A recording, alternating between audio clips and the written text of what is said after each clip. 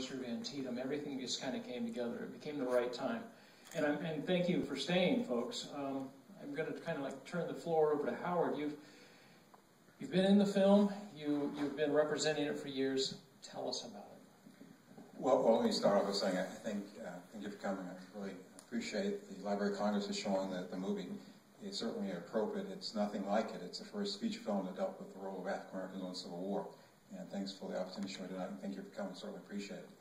I tell you, as I was telling someone earlier, I've seen the movie I don't know how many times, and I haven't seen it in the last 4 or 5 years.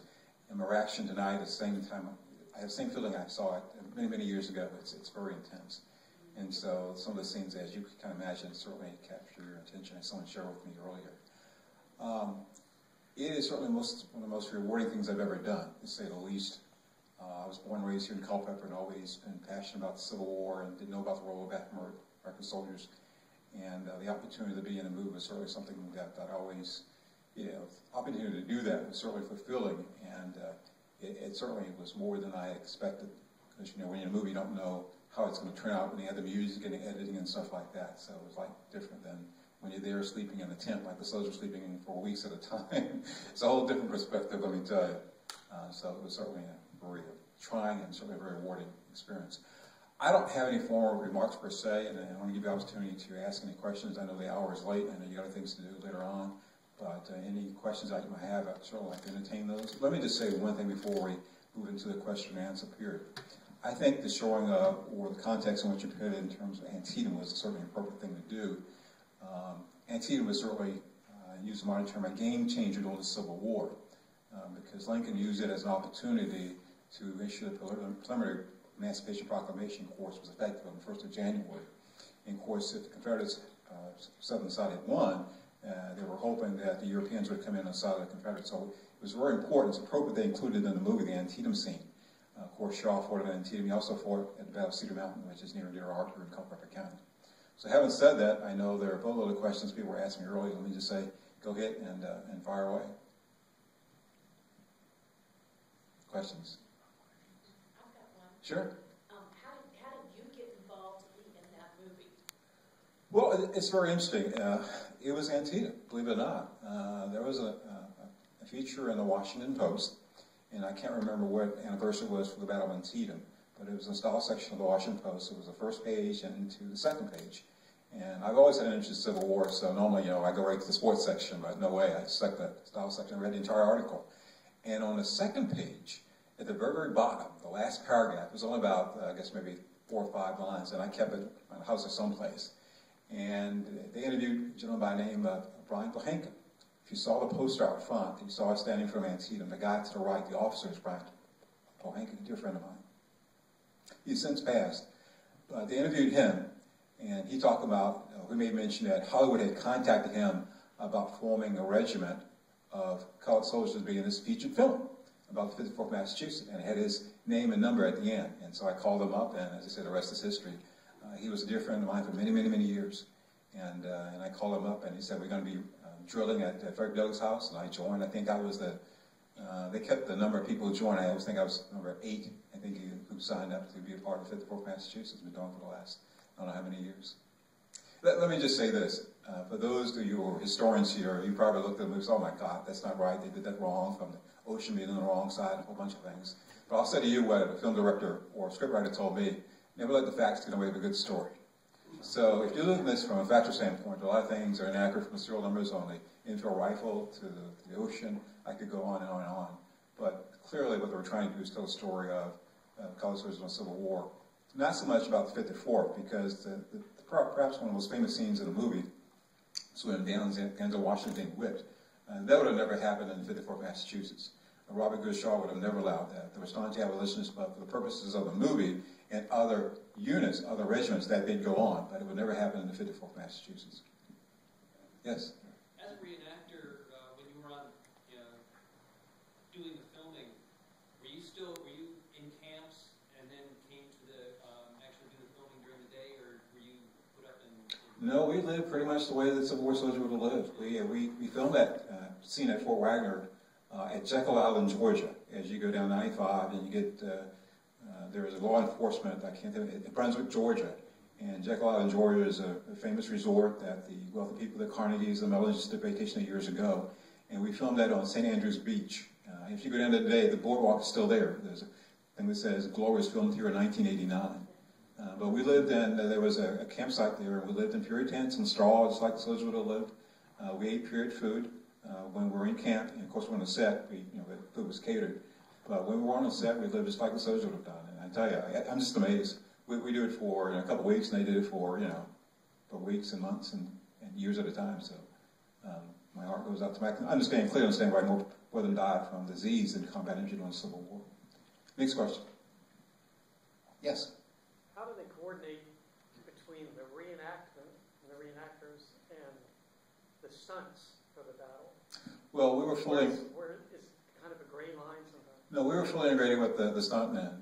In fact, it's interesting to say the people who were like the script writers, Kevin Jarr, who was the guy who said, "Give me hell 54th," the guy who said "muffin eaters" or something like that when Durham was burned, a guy named Bob Miner, he was the stunt director. And so we knew who they were, and we were fully integrated with them, and they had pads underneath their clothing, things like that.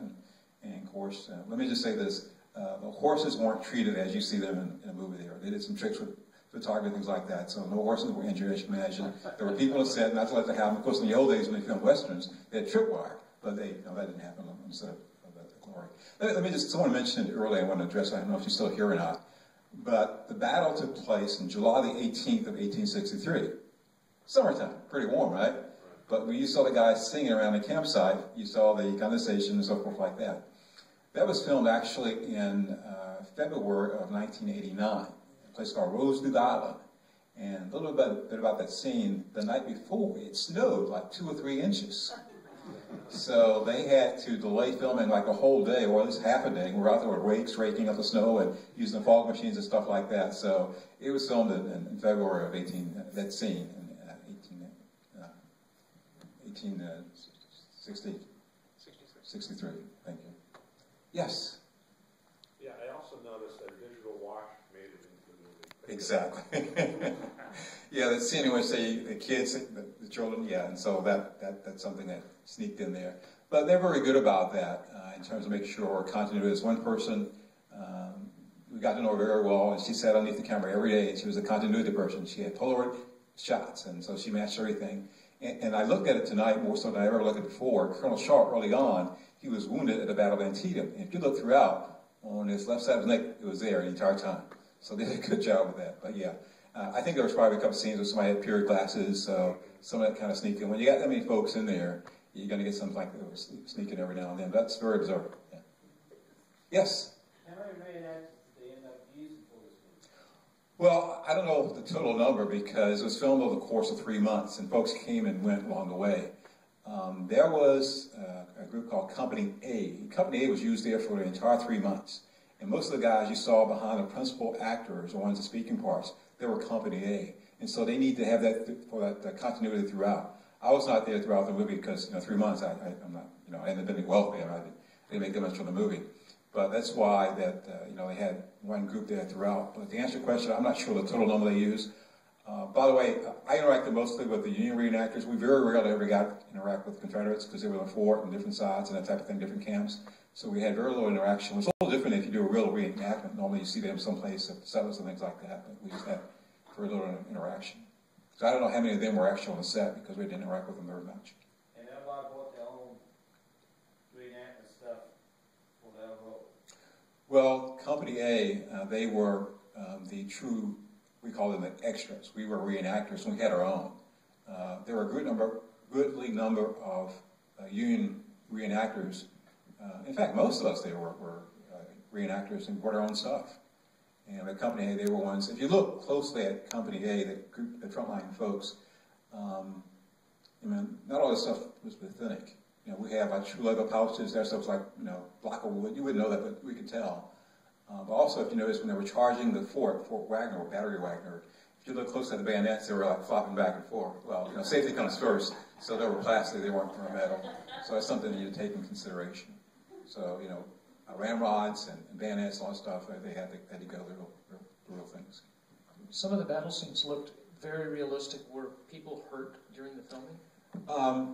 Surprisingly, very few people were actually injured. The only injury, serious injury I know was actually one of the stuntmen.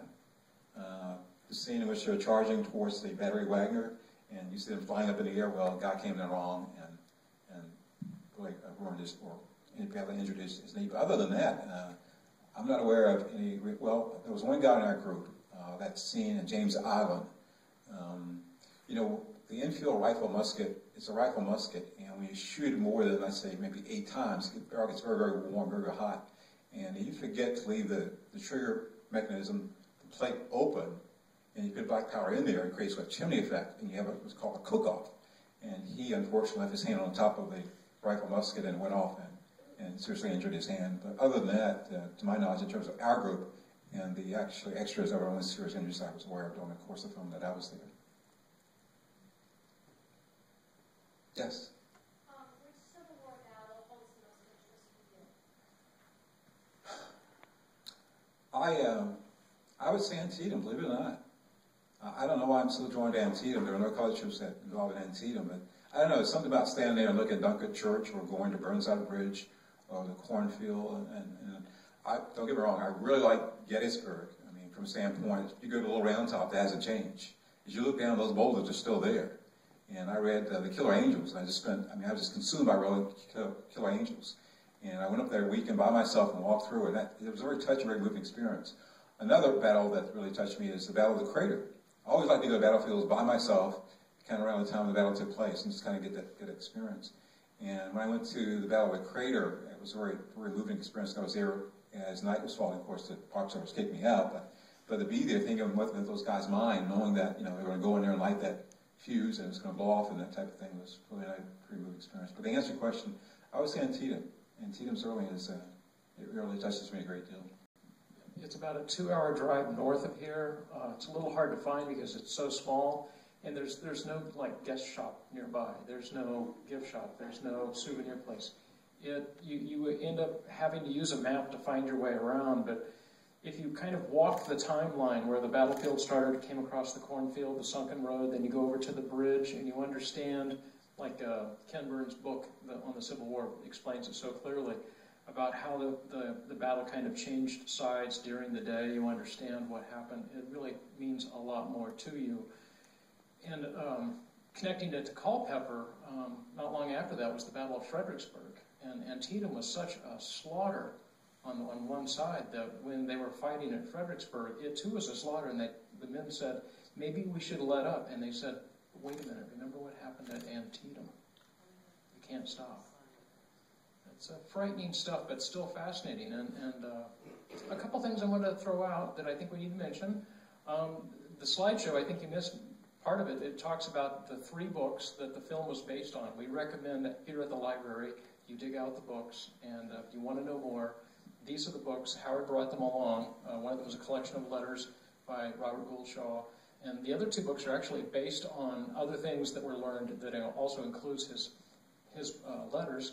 And I wanted to push this flyer that's laying out there. I think this is just amazing that a local group is putting together a reenactment of where the slaves crossed the river leaving Culpeper during the war, and they're going to reenact this. And this will be fascinating. If you are available, try to come to that too. Let me just pick up on one thing you just said in reference to about what about the movie and what it was based on. It was based on really on actually 3 books, and one is called One Gallant Rush. It was written by the late Peter Burchard. I met him. He's a really great guy. He's interesting writing this. He never thought it would become, of course, a featured film. And, it sat on the shelf for many, many years. And Kevin Jarre, who's the guy in the movie, say, Jimmy Hell 54, he was actually the screenwriter. And so Freddie Fields was the producer. He negotiated with Peter Burchard to write this book, and certainly became what we know as Glory today. It was not, it took like 10 years for Hollywood to move forward and make a movie because it was a period movie. I figured nobody had an interest in that. It's long gone since the days of the North and the South and the Blue and the Gray. It's a feature film. Nobody's going to watch it. And Columbia had this new studio called TriStar. They were looking for something unique to do, and they picked up Glory. Freddie Fields was able to sell it to them or get them to do it, and such ended up in the movie Glory. Another book I recommend, of course, is one called Blue-Eyed Child of Fortune, the letters that was referenced in the movie, they're all right there. All Shaw's letters to his mom and to his wife, he was married, they're collected for an interesting read, especially when he talks about being here in Culpeper County at the Battle of Cedar Mountain. And they have a great insight into his thinking, his thought process, and that type of thing. There's another book called Leaders Law. It's out of print. It's more pictorial when the St. Gaudion's relief in Boston was dedicated. And so it's just you're welcome to take a look at one I have. The movie's loosely based on that, but it's not so much for script per se. But if you're really interested to know the real details of 54th, Emilio, who was actually, Luis Emilio, was actually in the 54th. It's called a Brave Black Regiment. It's a regimental history of the 54th Massachusetts, and it's all there. An interesting read if you want to learn more about the real life 54th Massachusetts. There was something I was fascinated about when I first discovered the film. I learned the story, then I go back to start doing the research. This was just the start of the 54th. Even though Robert Gould Shaw, it's based on his letters, he dies, the film ends. The 54th went on and were in like 4 or 5 major battles after that, and the ranks of the black participation in the war just quadrupled every month with more people joining up. And I find it just amazing, all the different stories. It's kind of sad that this film ends. You think that it's such a great loss. Yes, obviously it's a loss, but it inspired others to join and to fight the good fight. That's an excellent point. The 54th was really the first highly trained unit to fight, African-American unit to fight for the North. And they weren't the first. There were several others before the 54th. As we like to say, the first in the northeast of the Mississippi. And they really paved the way for the other 160-some other regiments who came to fight during the Civil War. And not so much in the case of 54 for battlefield victories, as you can clearly see, that was not a victory at Fort Wagner. And they went on to fight at the Battle of Lusty and Borkins Mill and one other battle, Honey Hill, during the Civil War. But it wasn't so much for battlefield victories that the battles that they won, but they proved courage in battle. And they proved that folks, they could carry out military command and get your courage in battle. And they opened paved the way for the other units who came up behind them based on their courage. Yeah. Why do you think after 150 years, people are still fascinated and intrigued by the Civil War? Oh boy, this is a personal opinion. I'm glad you asked the question. In my mind, it's the defining moment for this country. I mean, I think, a lot of things came out of the Civil War. I mean, from the standpoint of taxing for the war, and something I love to tell, a lot of the things that I listened to my parents would say came out of the Civil War, lock, stock, and barrel, the whole shebang. I mean, you go on and on and on. All that came out of the Civil War. In my mind, it kind of made us as a country, not the North and the South, but as the United States of America. And it's sort of like the defining moment of who we are today. But that's my personal opinion, I'm sure. The Ken Burns film really reignited the interest? I think absolutely. I think, based on feedback I got from colleagues and friends when that series was on PBS, I think at the time it was the most watched thing ever on PBS. And I think it re-energized, well, not re-energized, I think people who had a passing interest, he told it in such a way that it had the human element in terms of, people talking about, I'm trying to think of the guy's name who wrote that. You're talking about the historians? Well, right. Well, I think that was one of them, but there's another gentleman, Shelby Foote. Yeah, Shelby Foote. Oh my goodness. I mean, he was like fabulous. When he told you the stories, like he was there. Yeah. Right. Yeah. He put flesh and blood on the Absolutely. names and the dates. Yeah, absolutely. Yeah, I called him up one day to thank him for his participation, excuse me, in that documentary because I was so moved. He was listed in the phone book, and people would do that. They would just call him up and say thank you for his participation. And I have recommended to the library that we do play the Ken Burns Civil War documentary, all 10 parts. And hopefully, I'm not sure if we're going to be able to start it this year, but it's in the works. Hopefully, it'll happen soon. Maybe just take a couple more questions. I know a few of you are getting a little bit antsy, but they're all the way in the back. Who replaced Shaw after he was killed if they went into so many more battles? I think it was Holloway, but don't quote me on that. I think Holloway survived, and he actually commanded the 54th. They went through a period of, obviously, they suffered some significant losses. Not everybody in 54 was actually killed, about 42%, but typically, and you probably got this sense when Shaw went in to ask for shoes and uniform, he's like 700 men. Well, most of you know the regiment's 1,000 men. But it was typical when he went into battle to have numbers around 600 or 700, something like that, because they were sick and things like that in the Civil War. But it took a while for them to get back up to strength, and of course it wasn't until February of the following year that they saw combat again in the Battle of Lusty, which we could actually do a movie on that. As if you want to study another battle of Lusty is absolutely fascinating. It's in I think it's the littlest battle in the Civil War. It's about 40 miles west of Jacksonville, Florida. And yes, ma'am. And also, it surprised me he was put in a mass grave, Shaw. How come he didn't get the special? Confederates buried him, didn't they? Right. Well, it was normally customary for an officer not to be buried with his men like that. What they would have done is said, here's the body, you come take the body and you can ship it back. In this case, it would have shipped it back up to Boston, Massachusetts. There was a famous quote, and the guy who was quoted nodded, but when the inquiry was made from the people in the North, I think his parents, in terms of what happened to Shaw and his body, and the response from the Confederate commander that we buried him in the grave or in the ditch, so in words, with his men. Words to that effect. I won't offend people by saying what the word we use.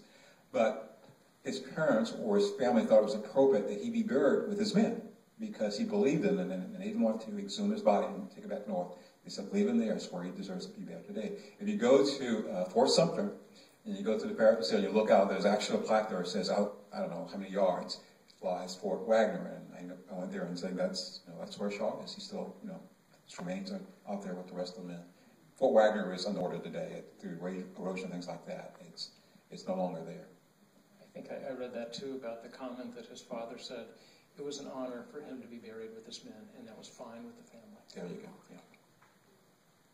Well, folks, thank you for coming. This is what film preservation is about, sharing good stories so that current generations can see what previous generations did, and hopefully our kids will be smarter.